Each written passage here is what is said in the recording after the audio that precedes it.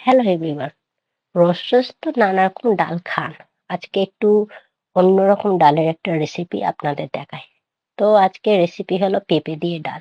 খুবই একটি মজাদার ডাল রান্না। আর খেতেও খুব সুন্দর, তার সাথে হাতে খুব কম সময় হয়ে যায়। তো প্রথমে তেল দেবেন, তেল দেওয়ার পর পেঁয়াজ কুচি দেবেন।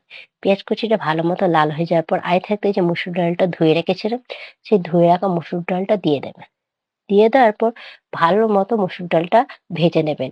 ডালটা যত ভালোভাবে ভাজবেন, রান্নার স্বাদটা তত ভালোভাবে আরো দ্বিগুণ হবে। তো ভালো মতো ভাজার পর মধ্যে হলুদ গুঁড়ো দেবেন। হলুদ গুঁড়ো দেওয়ার পর আগে থাকতে যে পেঁপেটা কেটে রেখেছিলেন সেটা দিয়ে দেবেন।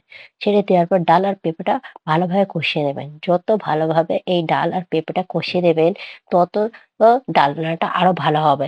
এইভাবে কষিয়ে কষিয়ে রান্না করলে ডালের রান্নাটা কিন্তু খুবই সুস্বাদু হয়। ভালো মতো কষিয়ে নেওয়ার পর ওর মধ্যে জল দিয়ে দেবেন। পরিমাণ মতো জল দেওয়ার পর যখন ফুটে উঠবে, ভালো করে ডাল আর পেঁপেটা সিদ্ধ হয়ে আসবে, তখন ডাল ঘুটনি দিয়ে ভালো করে ডালটা ঘুটে নেবেন। ভালো করে ডালটা ঘুটে নেওয়ার পর সবশেষে আমি নুনটা ব্যবহার করেছি, আগে থাকতে আমি নুনটা দিইনি।